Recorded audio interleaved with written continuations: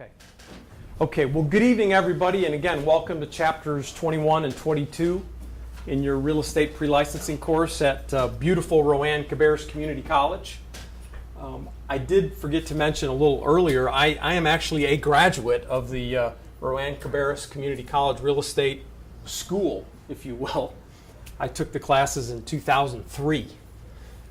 Pre-licensing, and then they actually didn't call it post-licensing, it was the broker course to become a full broker. And I took both here. So I graduated, and I think I have a 4.0 last I checked at Rowan. Now my college GPA, not exactly, but hey, welcome guys. How are you? I'm good. So anyway, I was one of you, and I started practicing with Allen Tate in 2003, and I've stayed with them. And I will tell you, if you're considering it as a career, it really is a wonderful career. The independence, the opportunity to serve and help people is fantastic. It is demanding. It's very demanding. It's one reason the course is demanding, because the practice itself can be a little bit demanding. So, but you will enjoy it if you get into it. And even if you don't, you've picked up something that you can use when and if the day comes that you purchase your own house if you haven't already, right? So we're going to dive into chapters 21 and 22 this evening. And chapter 21 is entitled Environmental Issues in the Real Estate Transaction. Environmental Issues and the Real Estate Transaction. How many of you have ever thought about the fact that there might be some environmental issues related to a real estate transaction? Has that crossed your mind, or maybe anyone experienced that as a buyer or a seller? Yes, I'm hearing some yeses. Anybody have a quick story or a comment regarding that? No? Maybe save for later? Maybe, okay. There's always some real estate war stories out there, but hopefully nothing too serious. But we are going to talk about this whole idea of the environment and a real estate transaction. So let me just cover some learning objectives for you right off the bat, just to kind of set the table for you. Number one, we're going to identify some basic environmental hazards in order to protect the interests of your client. And isn't that really what we're charged for as brokers? Those of you who've bought and sold real estate, the agent you had representing you, were they not there to represent your best interest, protect you? So we're going to talk about this whole idea of identifying these basic environmental hazards in order to protect your client's interests. We're also going to describe some of the warning signs. There are some warning signs we need to be aware of as agents out there on behalf of our clients when we walk into a property, when we walk onto a piece of land. Would you not agree that's the case? Yes. So we're going to talk about that and then kind of get our antennas up to be aware of those things. Not only the warning signs, but characteristics, causes, and then common solutions to some of the most common environmental hazards that you could run across. In addition to that, we're going to try to understand, or make sure we understand, I should say, the requirements of the Lead-Based Paint Hazard Reduction Act. How many of y'all have heard of the Lead-Based Paint Hazard Reduction Act? Maybe talked about it in class already or experienced it with a transaction? 1978. 1978. 1978 is going to be a good date for you, a good year to remember this evening. Absolutely. Very, very good, Sarah. In addition to that, we are going to recognize that North Carolina environmental laws and their relevance to specific transactions sort of dovetail onto many of the federal regulations and laws that we have. But North Carolina has some of their very own, and we'll talk about those this evening as well. And then we want to explain and be prepared for any liability issues that could arise under these environmental protection laws, not only for your principals, your sellers and buyers, but also for you as a broker. There are liability issues. There's legal responsibilities that we have as agents and as principals. So we'll talk about that. And then you should, I hope, by the time we leave here this evening, you'll be able to name the various agencies that administer and enforce these various environmental laws. So just setting the table for you there, that's what we'll be looking at tonight. I really like definitions. Does anyone like definitions to create a context, sort of? A lot of times I'll run to the dictionary. Yes, I said it. I don't run to my phone all the time. I'll look at the actual paper dictionary, a book. And I will, and sometimes I cheat and use my phone. But no, I really like definitions. So I'd like to lay the groundwork for you for a definition of environment this evening, because environment means many things to many people in today's day and age. Would you agree? It can mean all kinds of things. But we want to hone in and sort of make it specific for our time together this evening. It is the aggregate of circumstances and conditions that affect the condition and existence, as well as the ability to safely inhabit and enjoy a home and property. I think that's a good definition for us tonight as we're talking about this whole idea of environment and the real estate transaction. And I think probably the most important thing there is, when you think about it, isn't it important that your principals are able to safely inhabit and enjoy a home and property? Isn't that important when you think about it, for the person buying a property, for the person that's selling the property even as well? Even if you remember back, if you could hearken back to, I believe it's chapter 2. Remember your bundle of legal rights from chapter 2? What was one of those bundles of legal rights? There was 5 of them. Possession was one of them. Enjoyment. Enjoyment was one of those 5. Is the acronym DEEP C? Deep C? Disposition, enjoyment, exclusion, possession, and control. But enjoyment was one of those 5. And that's an important part of what we're talking about this evening, the environment in which the home is in, the property is in. We want our clients to safely enjoy it once they move in and once they take ownership. Let me ask you all this. Why are environmental issues a factor of growing importance in real estate transactions today? First of all, do you agree with that statement or question? Do you think environmental issues are a growing factor in real estate transactions today? Why do you think that is? It says that consumers are becoming more health conscious and safety concerned these days. Sarah says consumers are becoming more health conscious and safety minded with their decisions. Yeah, absolutely. Would you agree? Why do you think that is? Aren't we just better informed nowadays, for the most part? Or shouldn't we be, with all that's at our disposal? Are considerations like safety, fresh air, clean water, outdoor recreational activities and opportunities, aren't those important to most consumers today, most American consumers? I think they are. Safety first. We want to protect the environment. We're more green as a culture. And we enjoy recreational activities. I think that all kind of feeds this. And again, regarding the relevance of these environmental concerns that it seems people have today, hasn't science and technology kind of given us as consumers a bit of an edge, if you will, as far as being informed of these various environmental realities? Science and technology have helped a lot, and we'll look in detail at some of that today, especially when we get to some of the various environmental hazards that are out there that we'll talk about tonight. Not only that, but having American consumers become more aware of their ability to make more informed, health-conscious decisions. We just seem to crave this as a culture and as a country. That we want to protect our families, we want to protect our children, we want to protect our houses and our spouses and so forth, and ourselves, by making health-conscious decisions. We truly are a nation of many, many choices and many, many opportunities. And I think this feeds into it. When it comes to buying a home or a property, people want to be as informed as they possibly can. Wouldn't you agree to that? Now, put your thinking caps on for just a minute with me here. What about the importance of accurate disclosure, in particular property disclosures, in regards to the elimination of these hazards? When is that burden the heaviest? Accurate disclosures. I'm sorry. Go ahead, Reginald. Well, I was thinking, what, first exception contact? Is that what we're looking for?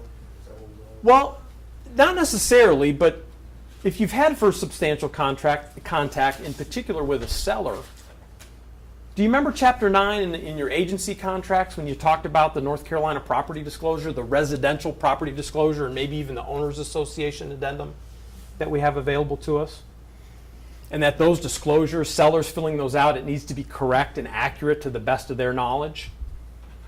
And that it's not the agent's disclosure, it's truly the seller's. So the burden is heaviest and most significant when it comes to those disclosures. Any of y'all that have been through a real estate transaction, think that through for a second.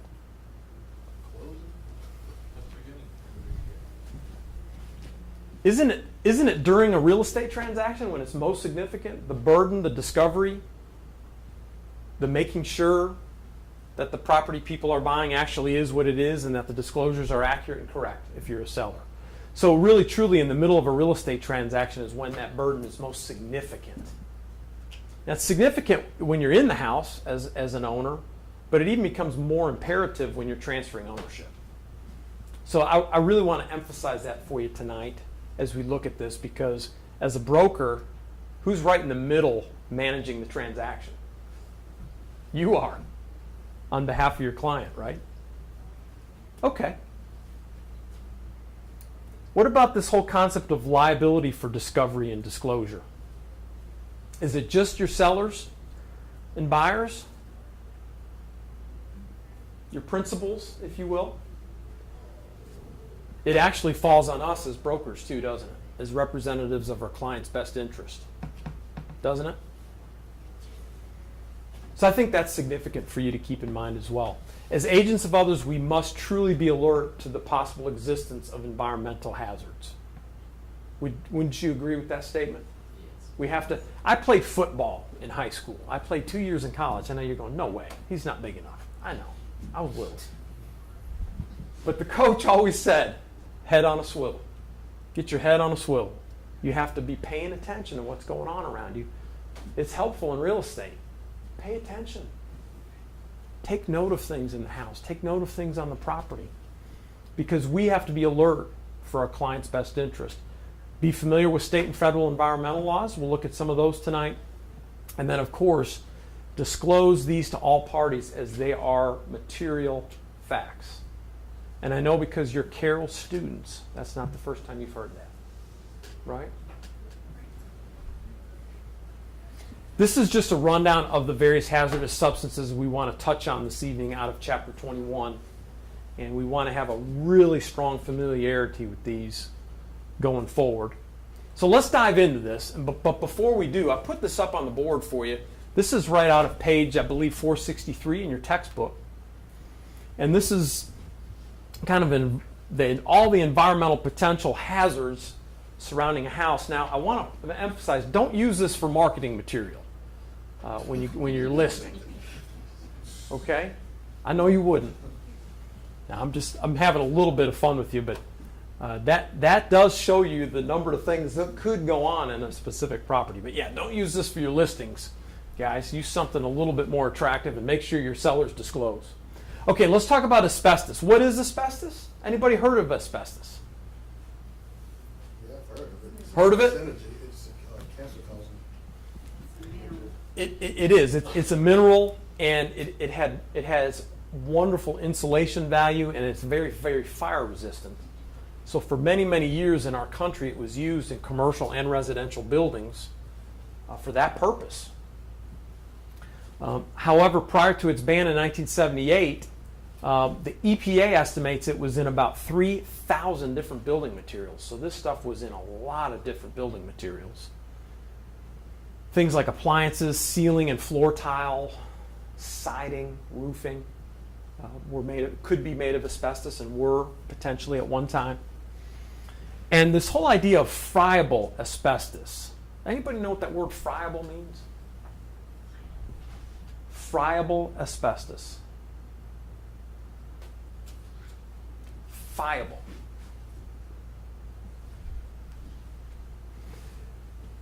We'll talk about this in a second just to clarify it for you. That's what leads to the respiratory diseases and possibly cancer. So, and then asbestos can be handled either by encapsulation or removal. Encapsulation or removal. Anybody know what encapsulation means? Containing it? Yeah, that's a good word for it, or maybe sealed is another good word for it.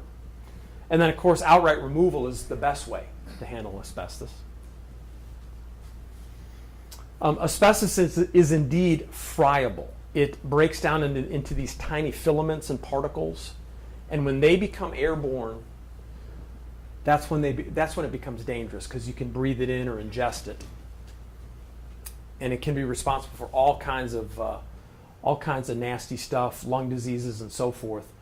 Friable asbestos, again, it can either be encapsulated. If it's encapsulated, it must be monitored. And this is just a little example of what asbestos looks like. That's a quarter right there. And it looks like insulation, really, is what it is. But those small little friable fragments are what's dangerous, and that you have to kind of be on the lookout for. Yes, Sarah? Is that something that the house inspector is going to be looking for or testing for, or anything? Good home inspector, yes, they will indeed be looking out for, if they run across something they believe to be asbestos, they should bring it to your attention, yes. How do you have to test for it? Or? The inspector himself will probably not test for it. You have to hire a specialist really to do that.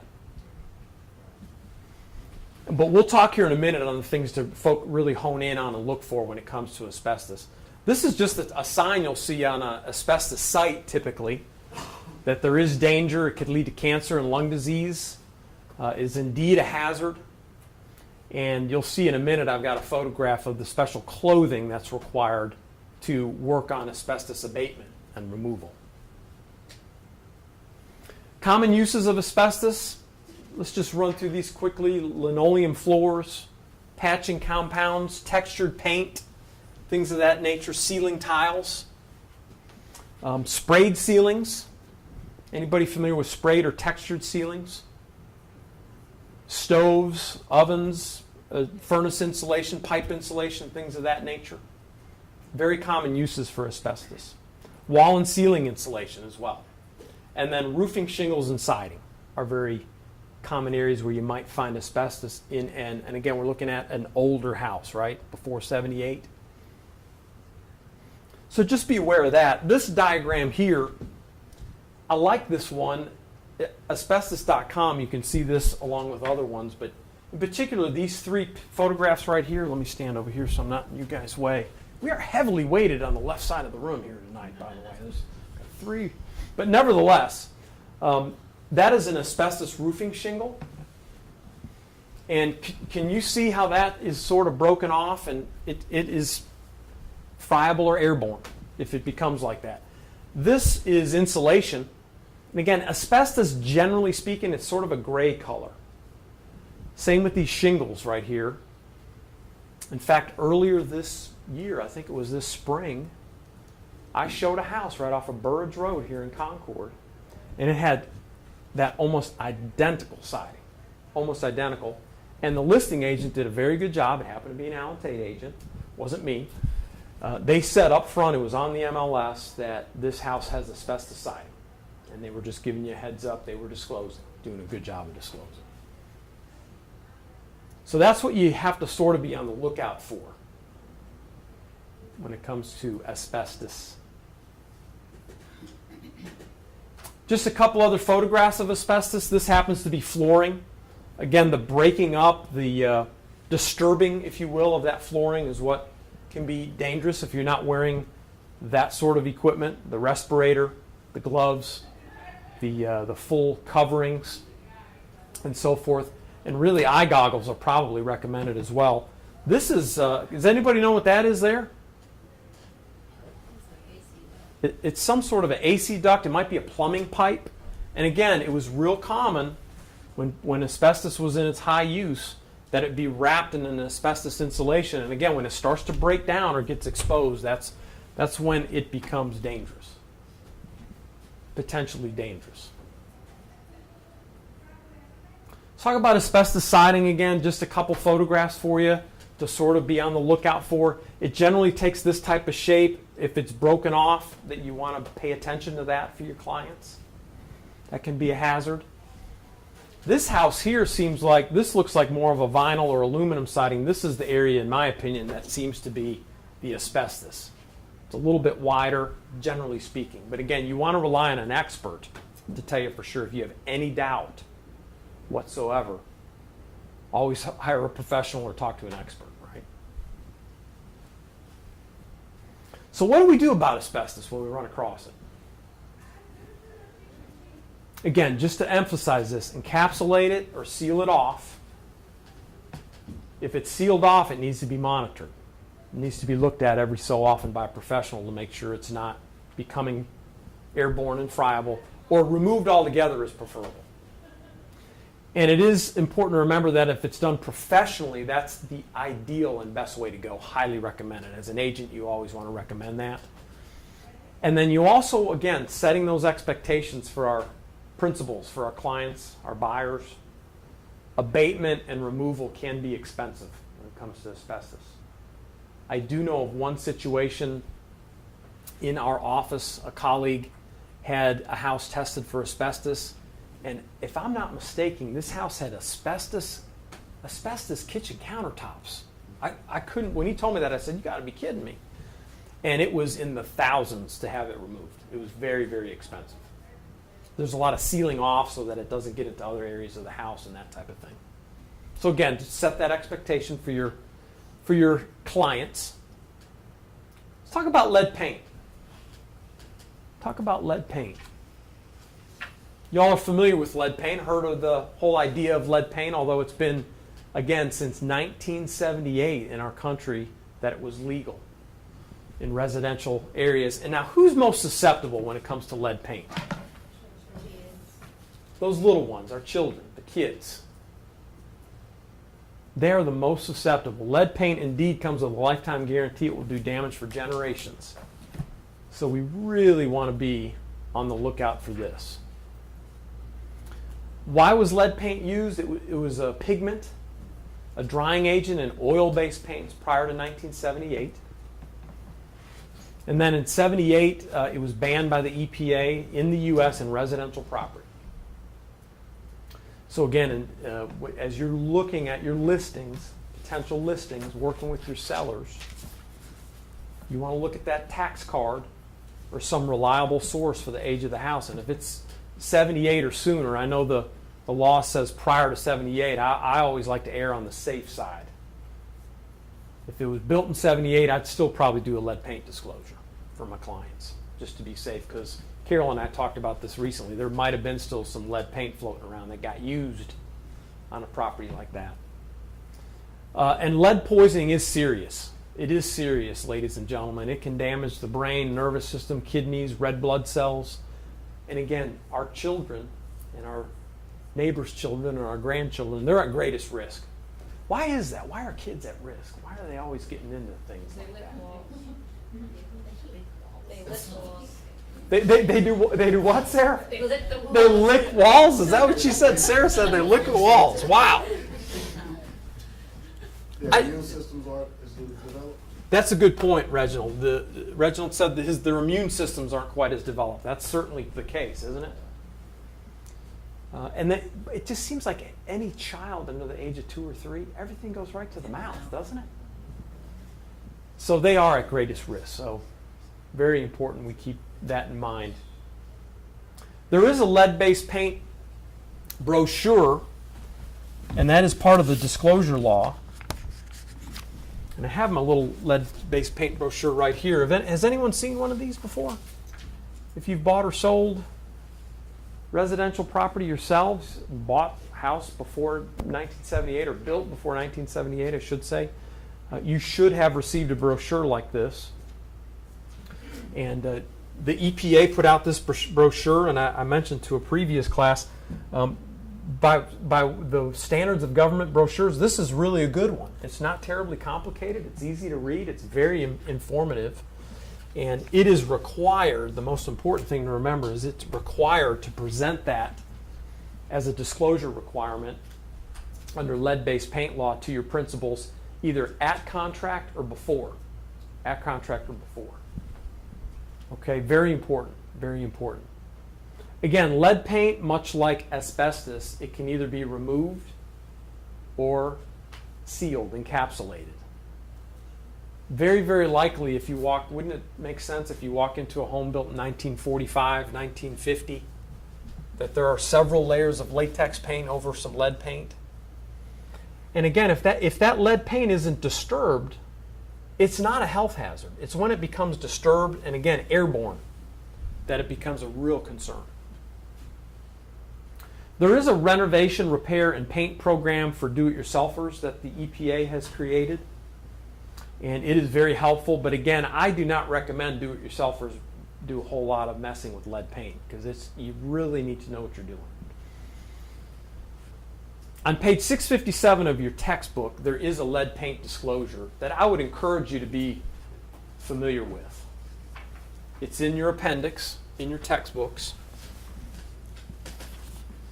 And it's got some good, helpful information in there. In fact, in bold black letters, it says right there, intact lead paint that is in good condition is not necessarily a hazard. See your EPA pamphlet. And then there's a lead-based paint warning statement as part of that disclosure as well. It's important to note that on that lead-based paint disclosure, not only is that to be signed by your sellers and made available to buyers should they be interested in writing an offer, both agents are accountable for that disclosure, and they have to sign it. And the seller's agent has to initial it. So we are held very accountable for that lead paint disclosure as brokers. Okay? Does anyone know why that's important? Why would that be important? It's a material fact. Lead-based paint's a material fact.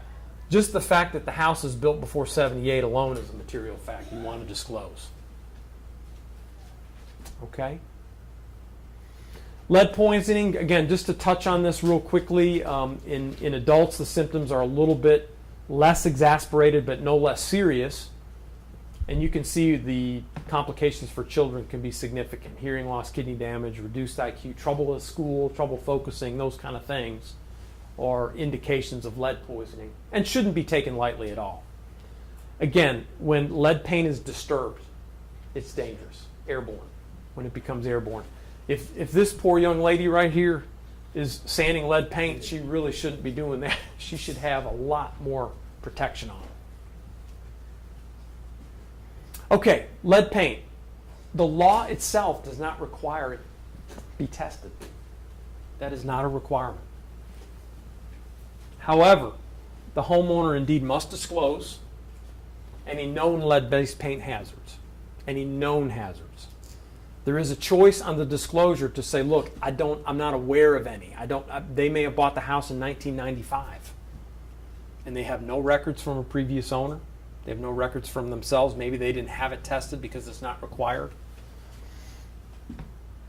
But the law requires disclosure for all residential properties, again, built before 78. So really important to remember that. That disclosure must be attached to all sales contracts and leases for residential properties. Don't forget the leases. That's easy to forget. Folks that are renting, the lessees need to see that lead paint disclosure before they lease or at signing of their lease, as well as obviously the buyers and sellers we've been talking about. The lead hazard pamphlet must be delivered, again, to the prospective buyer and or tenant. And then, of course, the buyers must be given 10 days to inspect for lead paint, if they so choose, professionally. And the purchasers are not bound until that expiration of the 10-day period. This is indeed a case, and let me get your thoughts on this. If they test for lead paint, they have the right to with their disclosure, and they find lead paint, do they get their earnest money back? Okay. What about due diligence fee? If they provided a due diligence fee, is that refundable during the 10-day period? No. That's it. Carlette says no. Anybody else? I would say yes. I say yes. Reginald says yes. Ricky, yes? Okay, the answer is yes. That is a case where the due diligence fee is refundable. They're not bound. until that 10-day period expires. Okay? Your buyers have a choice there. They can either waive that 10-day period or choose to take it. Again, just a picture of the lead-based paint disclosure. Should you go to work for a brokerage or start your own, you always want to have those on hand for your clients. Responsibility, again, the law specifically charges both agents, buyer's agents, seller's agents, in real estate transactions with the responsibility for these disclosures. There are consumer tests for lead paint. There's all kinds of them. I think if we rode up the road here to Lowe's, you could probably find something like this in that store, in the aisle, the paint aisle somewhere.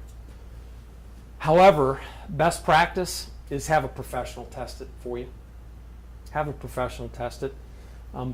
There may be some home inspectors that carry something like that. More than likely, though, a licensed certified lead paint contractor, painter, they'll have one of these and be able to test for you. Okay? I don't know what that gizmo looks like, but it looks pretty cool. It's pretty high-tech looking, doesn't it? But yeah, that's what they would use to test for the lead paint. All right, let's talk about radon. Anybody heard of good old radon gas? Does that ring any bells here? Radon, what is it? Where does it come from? How does it affect me? How does it affect real estate transactions? And how do we prevent it? How do we prevent it? Now, radon's a little sneaky. Radon is it's tricky.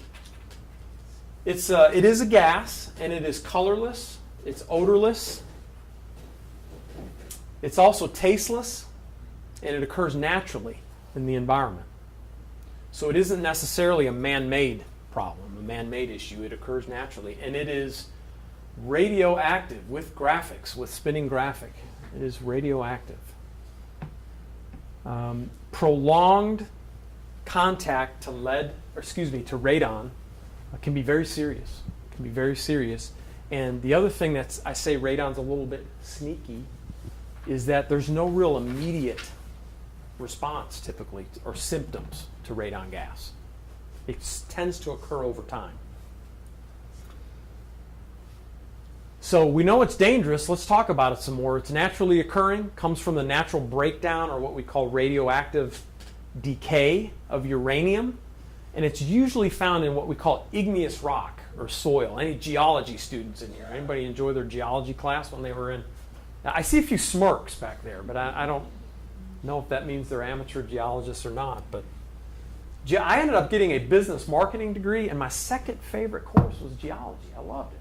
I don't know why. It was kind of strange, but nevertheless, I think one of my professors said if you're a good geologist, you could find oil.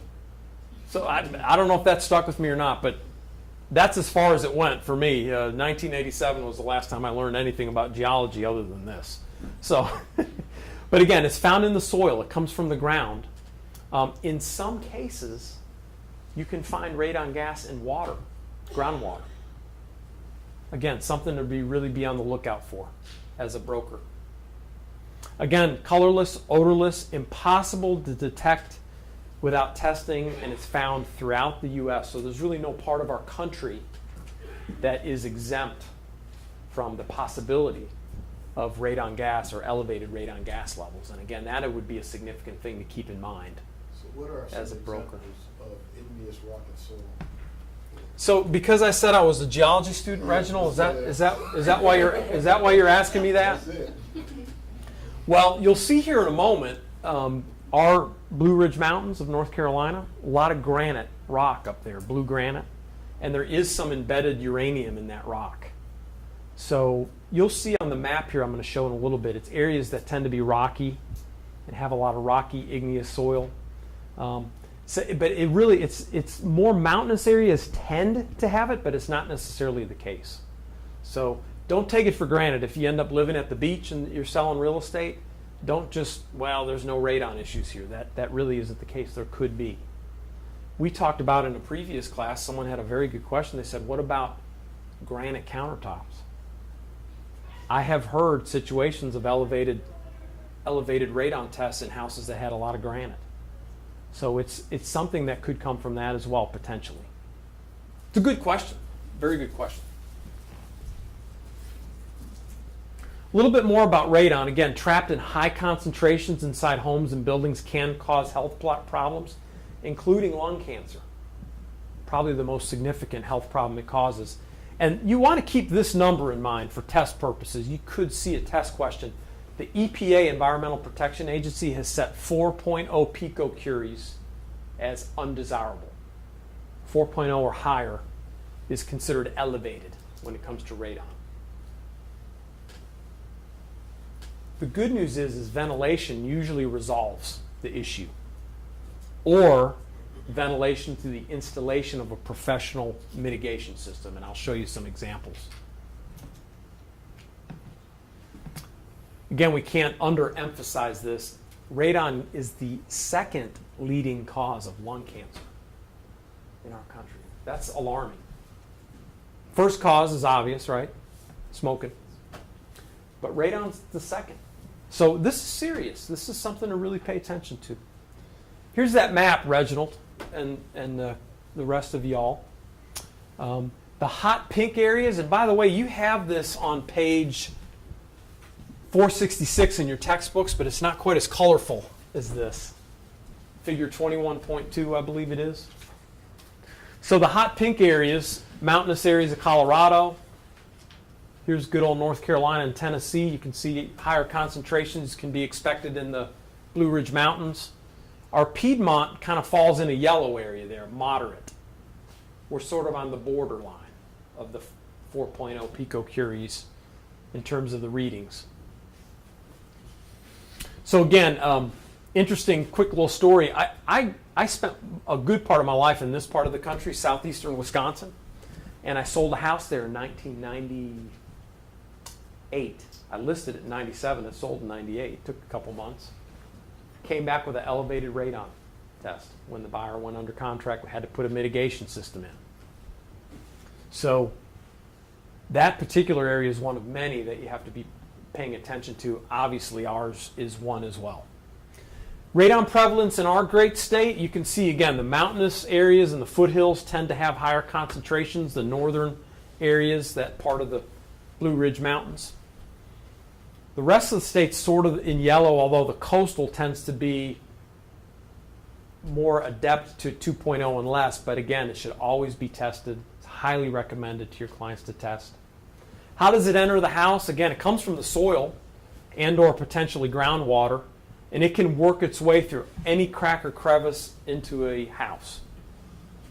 Basements, crawl spaces, showers, any sort of fissures or cracks in the foundation, it can work its way in.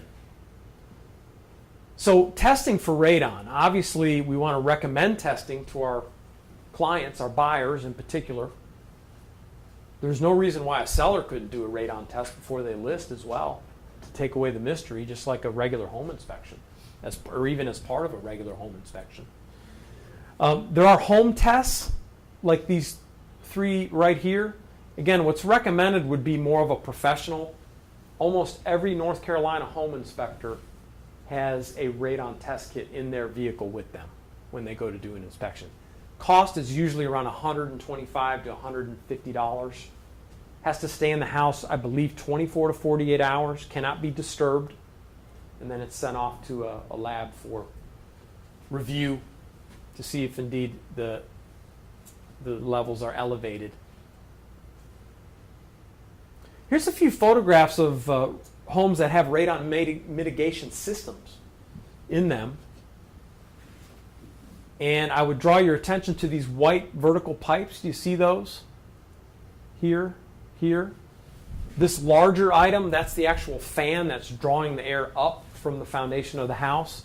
And it has to be relieved or blown out of the top of the roof line. It has to be above the roof line for proper mitigation. These pipes can also be, they can be put inside as well, a little more aesthetically pleasing. And again, it has to go out the roof and above the roof line for the mitigation to be correct.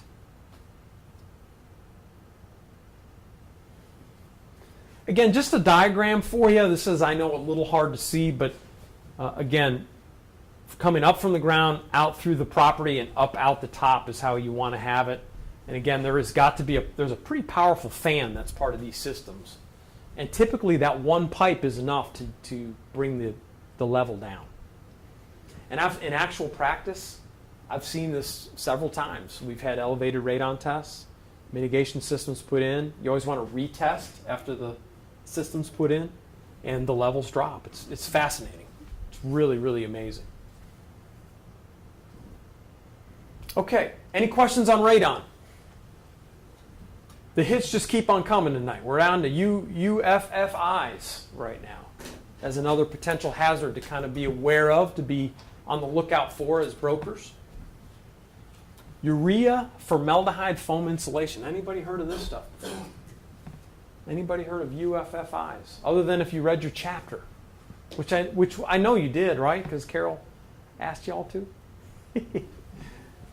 Okay, UFFIs, real quickly, used in building materials, particularly foam insulation, first used in the 1970s.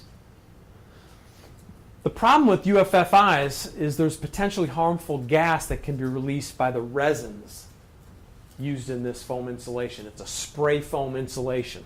Maybe you've seen it on HGTV or DIY, seen them use a spray insulation. Interesting, in the United States, the Consumer Product Safety Commission actually banned UFFI in the United States in 1982, and then shortly thereafter, a law prohibiting the sale of this was enacted. And then in April 1983, it went into the courts, and the U.S. Court of Appeals struck down the law because there was no substantial evidence that clearly linked UFFIs to any health complaints. So it's not illegal, but it is recommended that you as a broker keep your eyes out for it and make your principals, your clients, aware of it. So what are they Yes, using Sarah. now when they're using the foam insulation? Because I used to live up in Maine, and all of our houses had foam insulation. They did. In new construction, like when they put like the stickwork up, they would spray everything. Really? That's what we used instead of actually like batting and stuff. Okay. So like I wonder what it's made out of now. That's not. I'm sure it's probably not made out of metal. Well, the culprit is the resin and the glues, and if you read your chapter, it points out quite clearly this resin or glue, you may have furniture in your house that has a similar resin or glue and can give off a false reading. So you have to kind of be careful. Sarah, to answer your question, candidly, I'm not sure if there's a different type of resin they're using now. I do know in northern climates, this is a very popular method. You like to Canada, spray everything Maine. out there. So, Brand new houses. yeah, really important. Y'all heard what Sarah said there, right? It's kind of nice to be in a little smaller room than we've had before because you can usually hear everybody, but I just wanted to make sure. It does tend to cause respiratory concerns if you're not careful. Eye and skin irritations. It's known to cause cancer in lab animals, and its effect on humans is inconclusive. I remember a firsthand experience. This is basically the same stuff. Have you ever gone to the Lowe's or the Home It's Depot or the stuff. hardware store, the can? Stiff stuff. And it's got a little, like a straw on it, and you can put it into an area and shoot it in, and it'll expand and insulate it and seal it off. And if you get it on your fingers, it's super sticky, and it tends to sting a little bit. It irritates your skin. So, again, its serious effects on humans are really not conclusive, but again, you want to be careful with this UFFI. That's what it looks like, just a few photographs for you. This is actually being applied. You can see this particular contractor's got quite a bit of, he's got the same outfit on that the asbestos man had, doesn't he? So that tells you something there. And this is in a house where maybe there was some renovation work going on. The drywall was pulled back, and you'll see the UFFI sometimes behind there. Spray foam insulation. So again, just something to kind of be aware of. Again, is there formal disclosure requirements for this? There aren't any. There aren't any. But again, something to be aware of as a broker. Let's talk about carbon monoxide. We've all heard of carbon monoxide, and we've heard tragic stories, know how dangerous it is and can be. Carbon monoxide is indeed dangerous, and again, it's another colorless, odorless gas. In this case, however, it is a byproduct of incomplete fuel combustion. incomplete fuel combustion from wood, oil, or natural gas. Wood, oil, or natural gas. And again, it's very, very serious. It can cause death because it inhibits the body's ability to transport oxygen. We all know we need oxygen to live, right? So very, very, very serious. Here's the good news. On carbon monoxide, a good monitoring system and detection. Again, a licensed HVAC contractor looking at your home or your client's home and determining whether the furnace is in good shape and it's not giving off carbon monoxide gas by maybe a cracked heat exchanger or something like that. That'll give off carbon monoxide because there is incomplete fuel combustion present. The good news here is you can go to Walmart or any other department store or hardware store and buy a nice little plug-in wall unit for not a lot of money, $25 to $40 from the research I've done, and you've got the detection system you need. You just got to make sure those batteries are charged and refreshed. Some of y'all have smoke detectors at the house that already have these in them, CO detectors, right? Familiar with those? That's really ideal. It's a combo unit, and I like that rule of thumb when we change the clocks twice a year. Change your 9-volt batteries in these. Most of the time, it's 9-volt in these CO detectors. All right, electromagnetic fields. Anybody familiar with these rascals? What is an electromagnetic field? Anybody know? EMF. It has to do with electric currents, Elizabeth. Are there electromagnetic fields in this classroom right now? Yeah, you better believe it. Anything that's got an electrical current running through it has got an electromagnetic field. EMFs are generated by the movement of these electrical currents. And again, any electrical appliance, your cell phone, Eddie's camera back there, your toaster that you used maybe this morning, coffee maker, they all generate electromagnetic fields, but our main concern for purposes in this class are these rascals right here, these big high tension power lines, which are pretty prevalent in our area. Correct?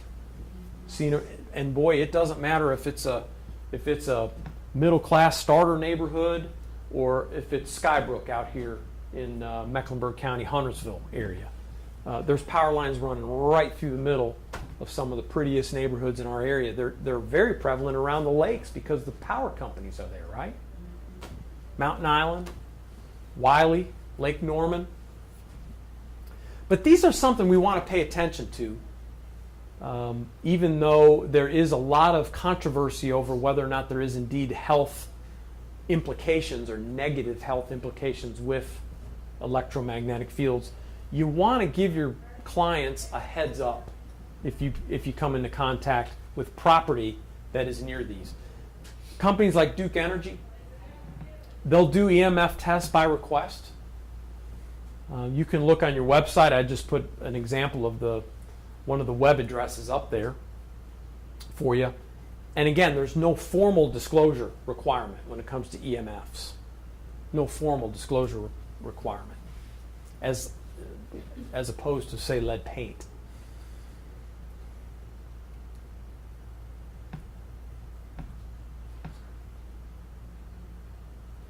Again, sources of EMFs could be anything with an electrical current running through it, right? Now, let me just add a quick personal word from brokerage experience regarding these. If you don't mind, I'm just going to take a little bit of liberty here just to share this with you should you go into actual practice. And maybe you've experienced this yourself as a buyer or seller of real estate. If you run across properties that have these nearby, big high tension power lines, big towers, here's a house, big power line right away behind it. Boy, it's really good real estate practice as a broker to have a conversation with your buyers and or sellers, depending on which side of the fence you may be on in the transaction. That properties that are located near these, they tend to sell for a little less money. And if you list them, they tend to take a little bit longer to sell. Does that make sense? Because there are concerns, maybe not just the EMFs, the electromagnetic fields themselves, but the aesthetics of it, right? Wouldn't it make sense? Some people are like, boy, I don't want to spend that money and be next to the power lines. And it is good to have that conversation. I'm a strong believer in the fact that we as brokers should really be experts at setting expectations for folks. If you can set the right expectation for your clients, you will be a good real estate broker. They're really good brokers. They do a really good job of that. And I just want to encourage you to think about that. If you hearken back to even chapter 10, where in your sales contracts and practices, one of the big takeaways is this whole idea of setting expectations. When you looked at the offer to purchase and contract, did you do chapter 10, correct, so far? Okay. In chapter 10, do you remember the due diligence process, the due diligence period mentioned in the contract? And how literally there's an itemization of all the things your buyer is recommended to do during the due diligence period? That's a wonderful time to have an expectations conversation with your client. And say, here, this is what we need to be looking out for. This is what we'll need to do. We've got a lot of work to do between contract and closing. Okay? Does that make sense? Everybody good with that? Okay, let's touch on groundwater contamination. How many people think groundwater is important? Does anybody here have a home, live in a home currently that is on a property with a well? Well water? Yes, Judith, you are? Okay. When you bought it, just curious, did you have the water tested? Yes. Judith said she did have the water tested. Really good. Really good. Did it come back clear? Clean? No bacteria? No radon floating around in the water or anything like that? Yeah, it's really important. I've had the privilege in the last 2 years, as has my friend and colleague Eddie. We've been overseas to Africa, and in Uganda, let me tell you what, water is like gold there. We have no idea how blessed we are to have the sources of surface and groundwater like we do here with our beautiful reservoirs and our groundwater and our ability to access it. So the importance for you in a real estate transaction to have safe drinking water and to make sure your client is getting safe drinking water is really important. Wouldn't you agree? Of course, many of the properties you might sell will be on municipal water supplies. You can have that tested as well, as we know, because of things like the Safe Water Drinking Act, Federal Act, and some other state laws, that the municipalities are held to pretty high standards for high quality water. But in particular, when it comes to properties that are on wells, we want to really be paying attention. There's numerous sources of contaminations, things like nearby waste disposal sites, landfills, things of that nature. You want to be aware of those as a broker on behalf of your clients. Things like leaking underground storage tanks could create groundwater problems. Improperly discarded commercial byproducts from a facility nearby, be it a factory, be it something of that nature.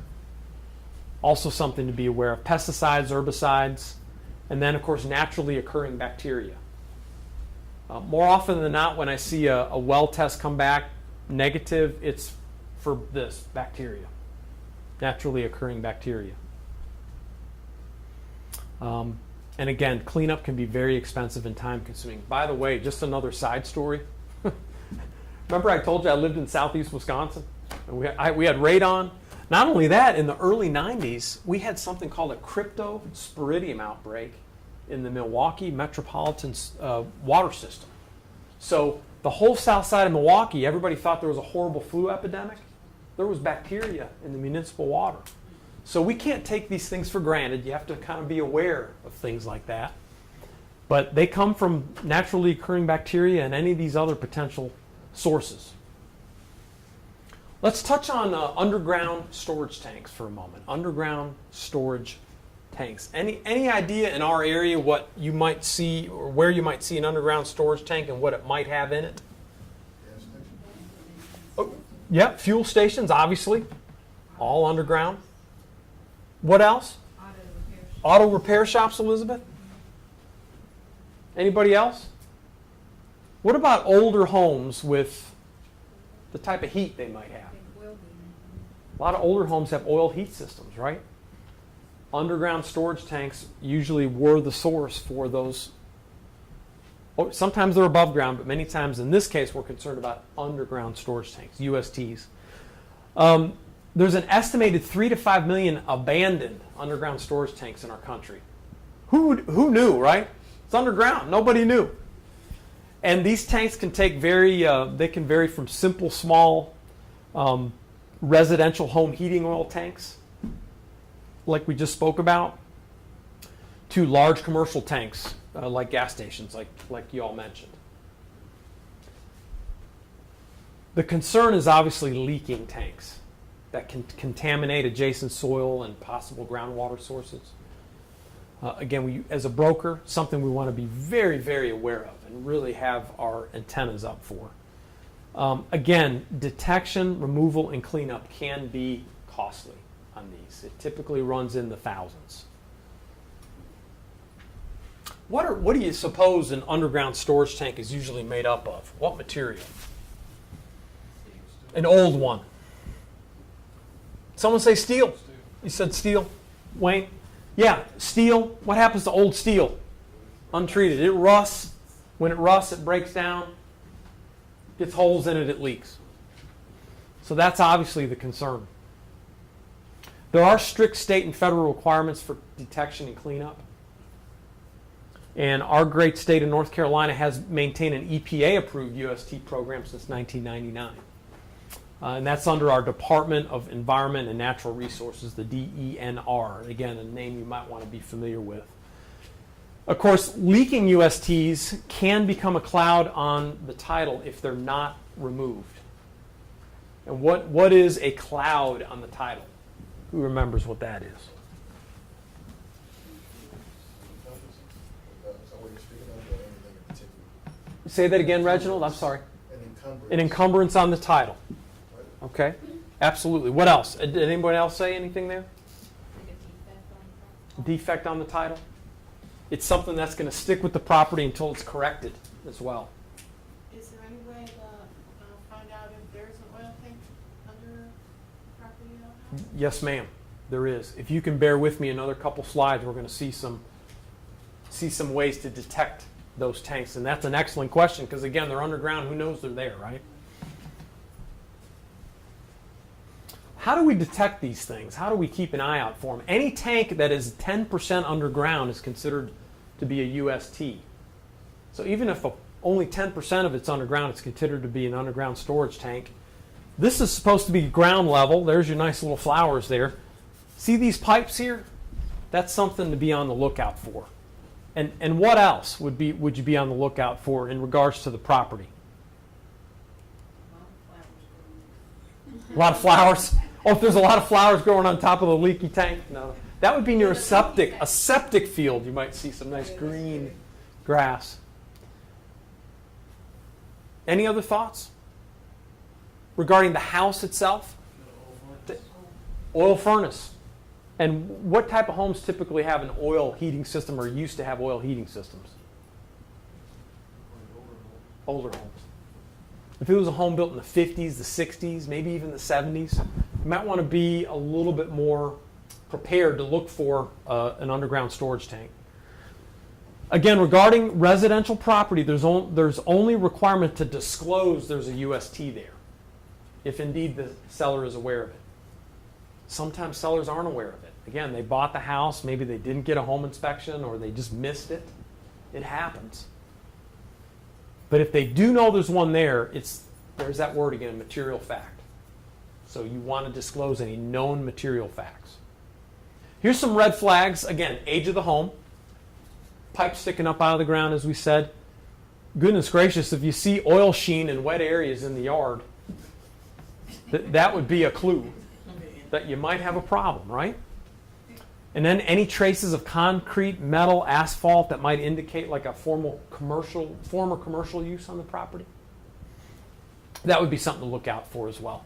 Again, here's just a photograph of some of the way those pipes might look, just kind of sticking out of the ground conspicuously. And again, just a few more photographs for you. There's a couple of, this is an area a little hard to detect. There's some ivy and some green grass there, and lo and behold, there's a couple of pipes. That's very likely an underground storage tank underneath that. And you can see when you pull an old one up, they're typically rusted out. And that's what creates the leaks. All right, let's just talk about landfills now.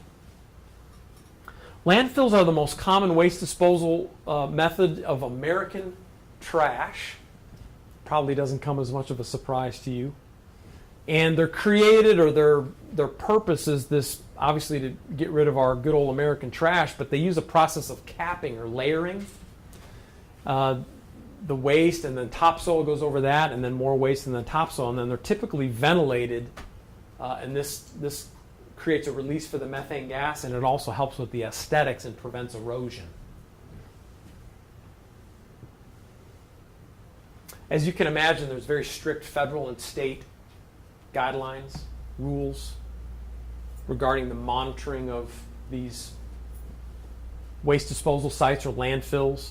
And then, of course, in addition to just the regular trash, there are specialized waste sites. There's one in Harrisburg in our area. There's another one out towards Reimertown in Cabarrus County, where things like motor oil are brought, things of that nature. For hazardous, maybe even radioactive materials that exist and should be investigated by brokers on behalf of your clients. You should really be paying attention to that as a broker. And of course, these waste sites are nearby. How many of y'all are familiar with the large landfill behind the Charlotte Motor Speedway? J.M. Robinson High School?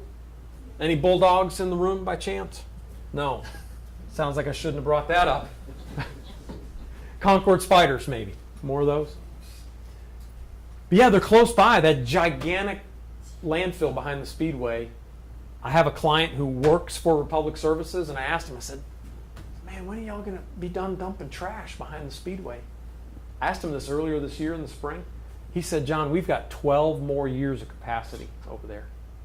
12 more years they're going to be bringing trash behind the Speedway.